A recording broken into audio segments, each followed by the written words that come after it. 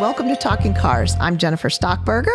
I'm Kelly Funkhauser. I'm Emily Thomas. So, not to dwell on it for too long, but I'm so proud to be here with you smart women at a table of three women talking about cars. Yay. Yes. So cool. So cool. First time it's been the three of us. So again, I won't dwell. I'll just beam over the whole thing. So today we are giving our first impressions of the 2023 Mercedes-Benz EQE SUV. So Mercedes has absolutely been on a roll with the introduction of these electric models. The latest production model is this EQE SUV, an electric alternative to the mid-size GLE SUV. Keep going. We'll tell you about the confusion. Similarly to, there's an EQE sedan. So I must say, I've called it EQ confusion. Yes. And because we have on site now an EQS sedan, an EQS SUV, an EQE sedan, and an EQE SUV. And I know certainly each one of us has messed up which car we're in, and you have to go, okay, what car am I in? I swear I showed up with the wrong set of test data. Oh, okay. I was like, keys are in the wrong I was place. like, which one? I'm in the EQ LMNOP. Like, Yes. what one is it? It's letters. Anyway, Mercedes estimates charge times to be 9.5 hours on a 240 volt level 2 charger from 10 to 100%, and 32 minutes at a DC fast charger from 10 to 80. Typically, they advertise 10 to 80 because most people aren't topping off necessarily at a DC fast charger. They're just getting on their way. 10%, 20% sometimes takes longer than the 20 to 80 anyway. So that's kind of what they go with. Correct. So getting into the EQE itself, again, making comparisons to the other EQs that we have, as well as other EVs. I want to start with some of the big stuff, the ride, the handling. And I'll start with you, in terms of those, what I call the driving capabilities of the EQE. Honestly, I really liked how it drove. It's so smooth. It handles really well. I have always said nobody does ride like Mercedes-Benz. Yes, and this is eats up just potholes. It's like they don't exist. Especially, we have a really bad road right out here in front of the track before we get onto the main roads. It is. You have to avoid the potholes right here. Being in that car makes it feel not as bad as it actually is. Yes, it is exactly what I want from an EV. It is superbly quiet. It handles wonderfully. Again, the EVs usually improve handling. Comfortable seats. Comfortable seats. Really comfortable seats. Just the whole driving experience is amazing. I'd say even just what you want from a car. Yes. Even if it's not an EV, right? That's all the things that we all want. We want a car that handles well, that is responsive, that is comfortable, that, you're going to be able to move quickly. Like, all the things is nicely packaged here, and it's beautiful. Like, it's a beautiful vehicle. Right. Wait, hold that thought, because that's the next thing is, oh my gosh. But I wanted to say too, missing a lot of EV quirkiness. There's not a lot of super strange EV sounds, crazy regen, all those motor things noise, that I don't like about EVs. Right. This kind of doesn't have them. It just feels quiet, wonderful. I was going to say, the one thing that I wish was better, though, was my rear visibility. Yeah. Like, that rear windshield is too small for my taste. Those back pillars are really thick. I was like, couldn't you all have made that a little bit thinner so I could have more window? It's all a styling. The little slopiness of it. Form over function. It's just that part I wish was better. And even just like when I'm checking my blind spots, right? Those pillars are just so thick that's one thing that would give me pause. But at the same time, though, vehicles are so much better equipped now with crash avoidance. Right. So there is a balance that comes there, but that was the one downfall that I had. And we've said there's no replacement for direct visibility, what you can actually see. Absolutely. Give me all the cameras and whistles and sensors, that's a new word, sensors, but better to just be able to see. Yeah, I agree. But you touched on beautiful, Kelly. The interior. Oh my gosh. Yes. So I will throw out a little qualifier. So Yes. one of the other EQ vehicle, the EQS sedan, has this Hyperscreen, which is this really long single pane of glass that goes all the way from the left side of the driver across to the right side of the passenger, and it has even a embedded passenger digital screen over there.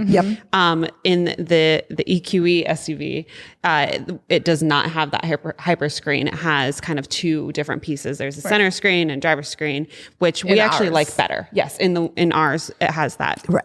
Again, it might come in that higher version. Right. That the 500. Yeah, when we it aren't comes, able to build it online yet to see if that's an option. Right. So as far as what we can see right now, it's not an option to get that Hyperscreen, which is a good thing because we during our testing preferred to have the setup of the two screens instead of that long pane of glass. The angles of them are just a little bit better for drivers to see them. However, all the screens and including the controls, the buttons that are on the center console and even the ones on the steering wheel are touch capacitive. Yeah. Huge negative. Difficult to use those while you're driving to get the precision, especially with things like whether you're changing the speed for the adaptive cruise control or even the volume steering wheel or over here. It's so sensitive, right? It's a small little region to kind of swipe and to get the precision. If you only want to go up a little, your finger sometimes doesn't register. It's this long. Exactly. It's not or a you real overshoot slider. and then it goes up too much. Yeah. It's a tiny little slider. Yeah. Not great. And we haven't finished testing this car, but we know from the other EQs that it really scores amongst the lowest in terms of ease of use, usability. So that is a huge negative for this vehicle. If you can get past that, it seems like everything else is pretty good. But definitely, if you're going to go out and test drive one of these, get a feel for it before committing, because it's not only just a learning curve, but it's going to be a continued nuisance over time. Anything that you would need to make adjustments for, you have to find it within the system. Like there's no hard buttons. I was in another vehicle recently where it had a lot of stuff that was in the screen, but it also had like a few choice hard buttons. I was like, oh, good. Like for the things you're doing all the time, like common my climate tasks. or my volume, etc. Right. And so I was like, all right, even if I don't have the ability to like manage the road and flip through 10 levels of screens, I can just quickly make the adjustment that I need for, keeping me comfortable in the vehicle or adjusting the volume, whatever it is. This doesn't really let you have that option. Not quite. Like even just the way that some of the data is like organized and stored, like the options, I'm like, well, is it here or is it there? And so I'm like, you're constantly having to like try a different screen, try a different menu, right? Which is really distracting when you're trying to drive. For as big as that center screen is. Right. Most of it is kind of taken up with almost background, whether it's the map or another visual graphic. And it's not a size in the middle of this giant thing. Right. The use of space could probably be done a little bit better, make some of the icons, buttons bigger, move them around, things Even like the that. map, it's all this green and then these tiny little, anything you pick is small, like but the map is huge. Right. Yeah, exactly. So I know you said, and people, to our listeners and our viewers, you're hard on controls. This is to your point, this is a vehicle that may be distracting from your driving task, which is why we score and why we talk about controls. And that's kind of a new topic in the automotive industry right now. We used to talk about distracted driving in terms of picking up your phone or finding something other, than the car itself to get distracted by. Now we're starting to talk about some of these interfaces being so cluttered or visually distracting that they themselves can now turn into a source of distraction, which is kind of bad, right? That's the opposite thing you want to do when you're driving, is to take your eyes off the road and look at the screens. You want to keep them up and on the road. And not something that you're going to learn over time. It's still going to be hard. Always. I know exactly where that volume slider is. I still have trouble with it. Right. You need that precision and everything. I was remiss and I didn't talk about the price. And you mentioned the EQS, which is of course the top of the line. It's meant to be a match to the S-Class. But the base premium trim of the EQE, $77,900. So this is not an inexpensive vehicle. Exclusive $80,000, Pinnacle $83,650. Our EQE 350 SUV had a $1,250 driver assistance package, which we're going to talk about, and a $1,200 digital light package, among other things, stickered with its $1,150 destination charge at $84,690. So this is an affluent vehicle. It is built, as are all the EQEs, in Tuscaloosa, Alabama. So despite it being manufactured in the U.S., it does not qualify for the tax credits. Either it's got to be a combination of price, because there is a $80,000 cap on SUVs, even though you can get a couple, maybe with no options below that. But it must have something to do with the battery sourcing as well, because they do not qualify for that $7,500 credit. So with that said, I know we talked a lot about innovation. What do you get for your $85,000? So Kelly, I'm going to start with you in that this driver assistance package that we purchased, there are some nice technologies, innovations, maybe is the better word, in this vehicle. Yeah, Mercedes is one as a brand to kind of put a lot of first cutting edge type of technology into their vehicles. And the SUV that we have is kind of fully loaded with all of it, right? It's got the adaptive cruise control. It's got the lane centering. It has, all the latest and greatest. It has lane change assist. Where Sign recognition. Yes, exactly. So it can, look and see what the posted speed limit is or was if you missed it. Right. Puts it up on the screen. It even has a setting where you can have, if you're using adaptive cruise control, have it automatically set your adaptive cruise control speed to what the posted speed limit is, right? So not just see the signs, which many do, but adapt to them. Yeah. Do something about it, right? Yep. Exactly. So it's got all of that stuff. And, looking back at when we do our evaluations of all of the lane centering and adaptive cruise control combination systems, we call those active driving assistance systems. This scores very well in terms of the performance of those features. It does a good job at keeping the car in the lane and, controlling the speed very smooth. Part of that comes from being an electric vehicle, right? It has the power to get up to speed quickly and things like that. So direct driver monitoring. However, that's right. I was leading you. Sorry. However, that's where I was headed next is, our vehicle does not have that direct driver monitoring camera where it would look at the driver's eyes to make sure the driver is, awake. Yeah. Looking awake, at the road. Engaged. Not looking at all the screens.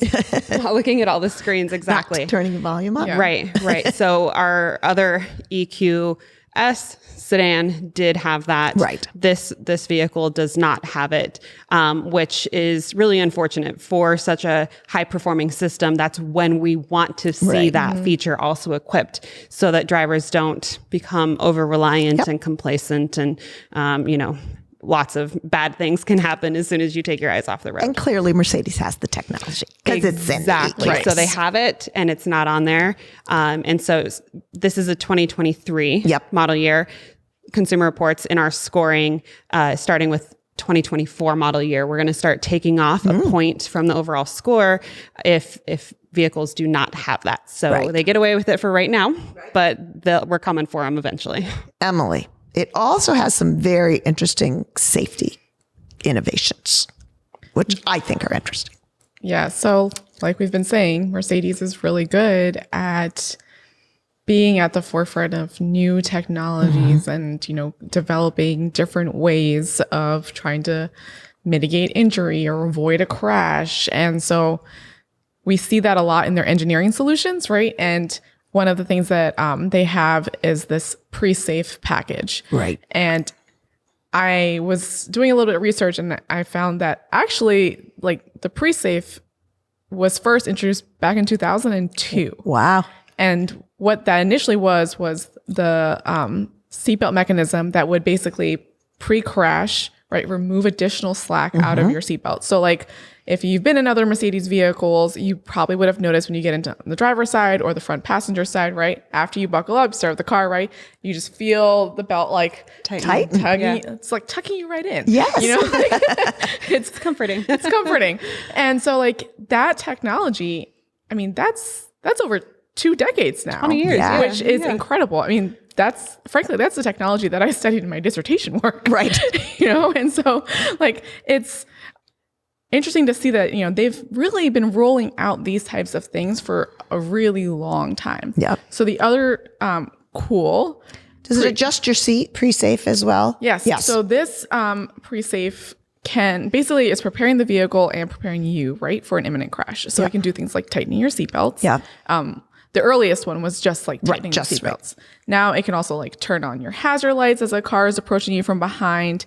It also has this, it can adjust your seating position to make sure that like you're better upright, et cetera, things like that. There's one that's called Pre-Safe Sound. This is also the one I love. Yeah. Cool. Launched in 2017. Yeah. Yeah. Again. And what it's doing is it's protecting the hearing it triggers this reflex of one of the inner ear bones. Mm-hmm.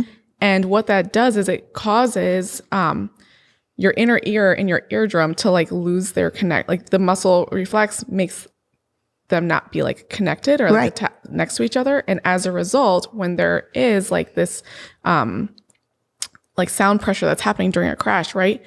It's not directly impacting the inner ear and the eardrum. You would never know it happened. Right? Like, it does this by like emitting this like pink noise kind of sound through the sound system that causes this reflex. It disengages the clutch in your ear. Yeah, basically. And like, I mean, it's these small little like engineering things that have huge impact, right? Right. They do that. They have this it's called pre-safe impulse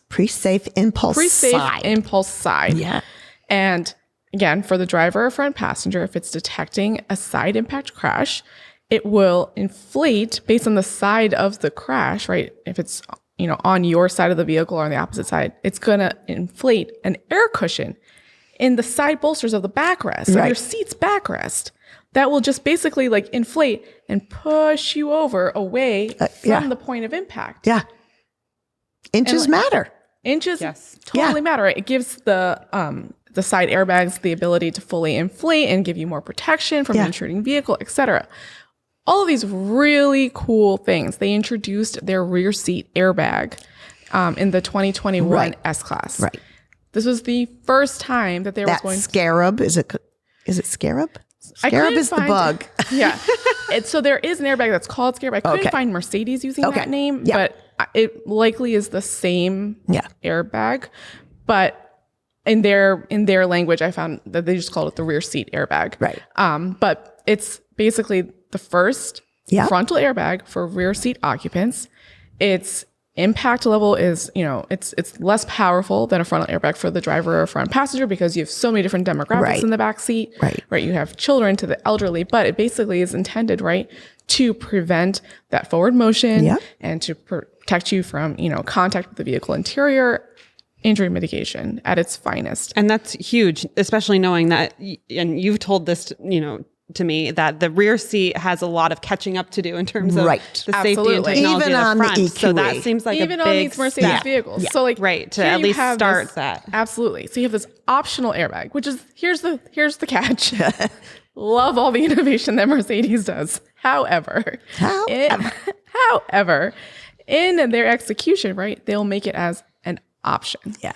Here's all this really cool, life-saving, life-altering safety technology that is an optional package. Premium or price. on your Pinnacle, your $84,000 Pinnacle. Or only available on the top trims. And so it's not easily accessible to your mainstream consumer. And I get it. They're a luxury brand. They're probably not trying to attract mainstream consumers. Right. However, even for the people that are already paying the $70-something thousand, it's not even available for them. Right. And it's very confusing to have such great innovation, but make it so limitedly inaccessible. It's a available. luxury. It's an upcharge. All of those on things. an already upcharged luxury vehicle. And you have to know about it and get them. it. And it's funny. We talked about, Mercedes doesn't have a second tier brand. Right. Where it's trickling down. So I've said many times, I know I've said it to Kelly talking about Tesla vehicles, get all your friends to go out and buy a Mercedes, because the more people buy the technology, the better it positions the more trickle down to other brands, the better it positions suppliers to be ready for all these technologies to reach a more mainstream vehicle. Right. Cost will come down. Right. And the good thing is, though,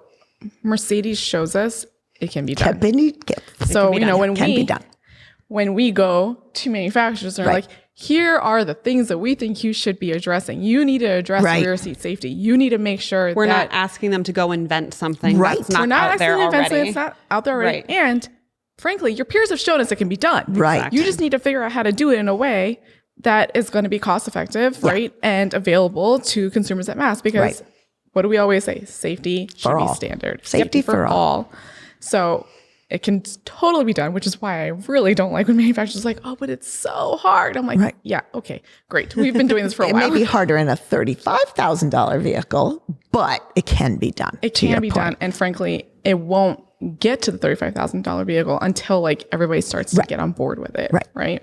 But applaud Mercedes for bringing this stuff in, stuff that you don't even know you will benefit from. So $1 million questions. Start with you, Kelly. Which of this EQE family do you like the best? Ooh, that's a tough question. You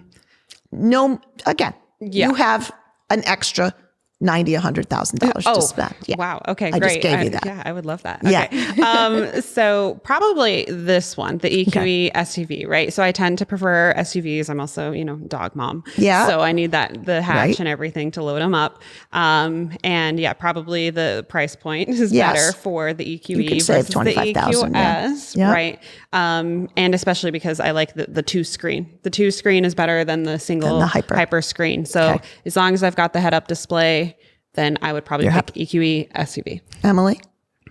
I would also say the EQE SUV. Different reasons.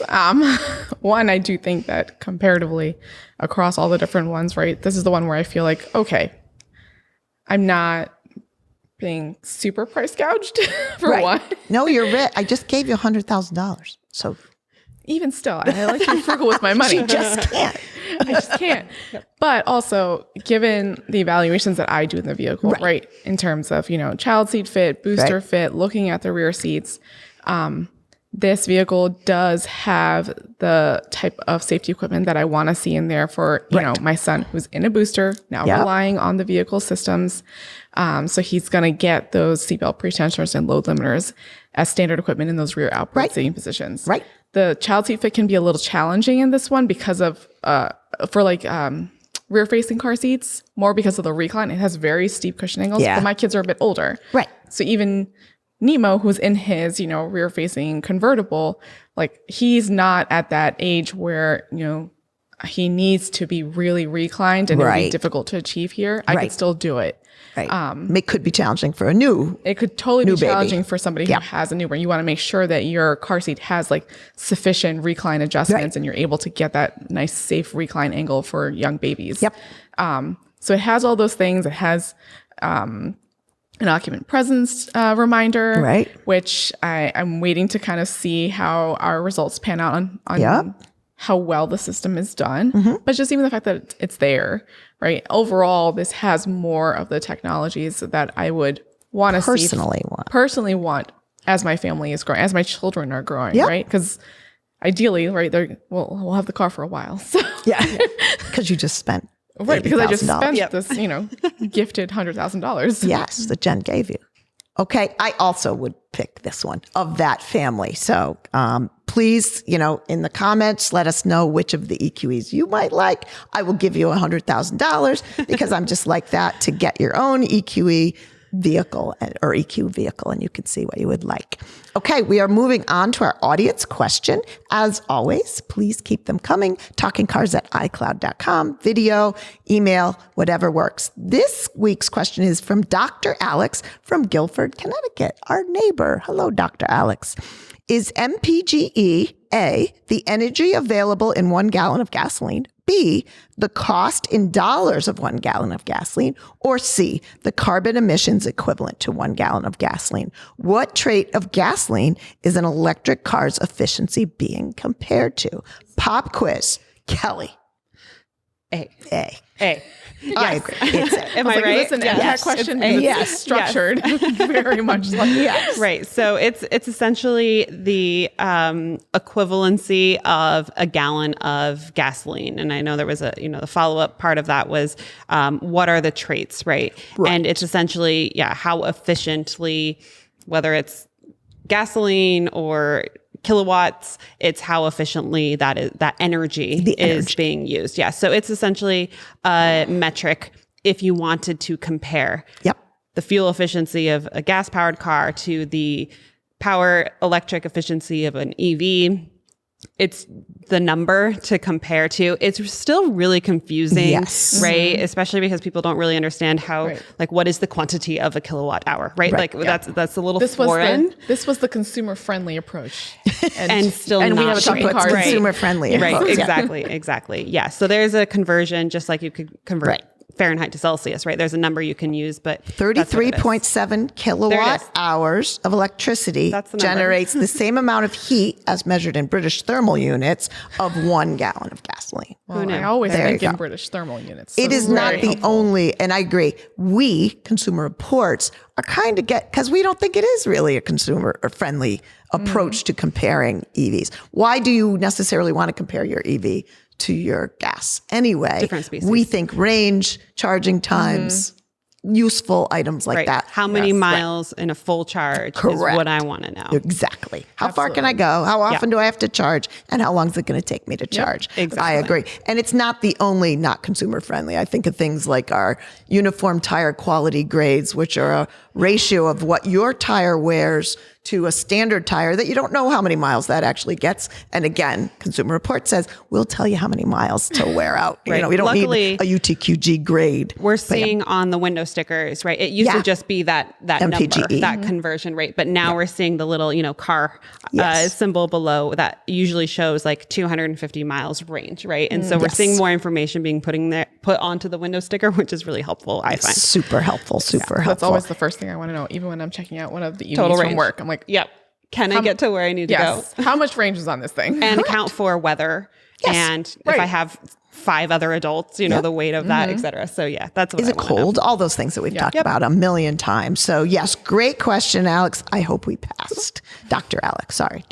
So that will do it for this episode. As always, keep watching, keep listening. Love doing this with you guys. This episode was produced and filmed and edited by David Abrams and Anatoly Shumsky. And we will see you next week.